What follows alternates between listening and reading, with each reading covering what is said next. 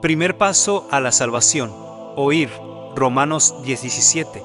Porque la fe viene por el oír y el oír la palabra de Dios. La fe no viene escuchando chistes, historias o testimonios de la vida de una persona, tal cual lo hacen en diferentes iglesias evangélicas, sectarias, donde mantienen a la gente entretenida con historias, cuentos o testimonios de la vida y prosperidad material. Alguien que no ha oído el verdadero evangelio de Jesucristo en toda su pureza no puede ser salvo. Tampoco tiene una fe basada en la verdad. Romanos 10:13 y 14. ¿Cómo pues invocarán al Señor en el cual no han creído? ¿Y cómo creerán de aquel de que no han oído? ¿Y cómo oirán sin haber quien les predique? ¿Qué evangelio has oído tú? ¿Qué evangelio se te ha predicado? ¿Qué es el evangelio? ¿Será que has oído el evangelio de prosperidad material, sanidad y falsos milagros? ¿O se te ha predicado el verdadero evangelio de Jesucristo? Pues sí, solo hay un evangelio, así como hay un solo Dios, un solo mediador, una sola iglesia y un solo camino a la salvación.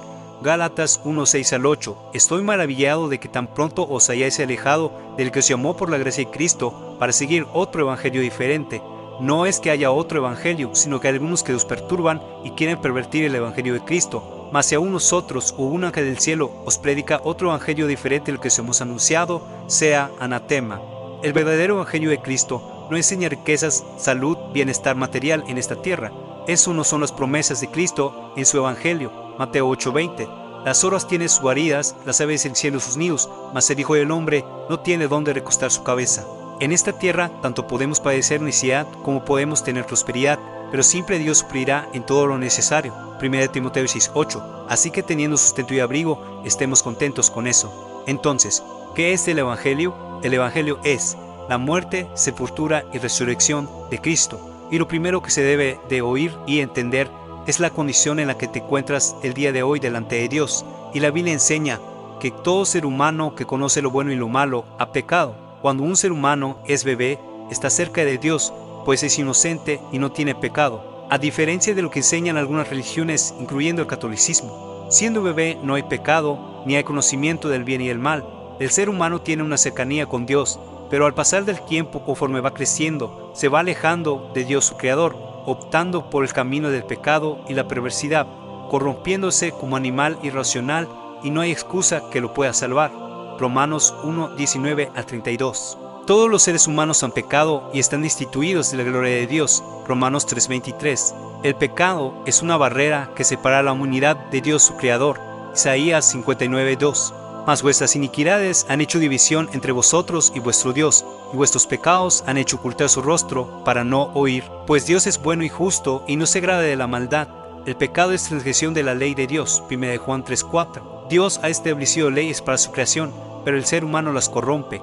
Así que no hay pecados grandes ni pequeños, como los clasifica el catolicismo, capitales y mortales.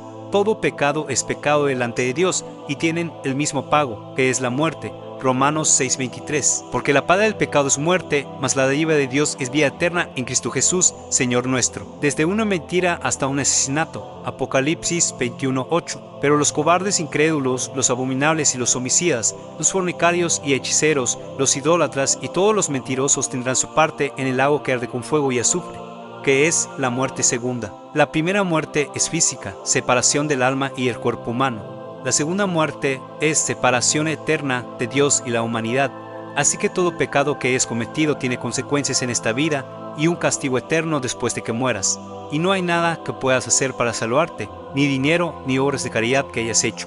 Por cuanto todos hemos pecado, el castigo lo tenemos asegurado. Hasta aquí todo parece estar perdido, pero aquí es donde entra el gran amor de Dios para con su creación. Dios, al vernos en pecado y que no podíamos hacer nada para salvarnos, envió a su Hijo Jesucristo para morir por nosotros, y nosotros podamos evitar el castigo y tener otra oportunidad de cambiar nuestra vida y luchar por nuestra salvación.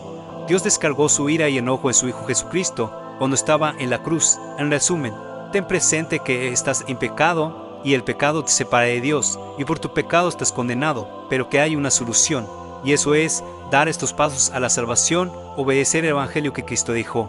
Ten presente que ya estás dando el primer paso de oír. Así que te invito a que des el segundo, que es creer que Jesucristo es el Hijo de Dios. Así que suscríbete y comparte para el siguiente video.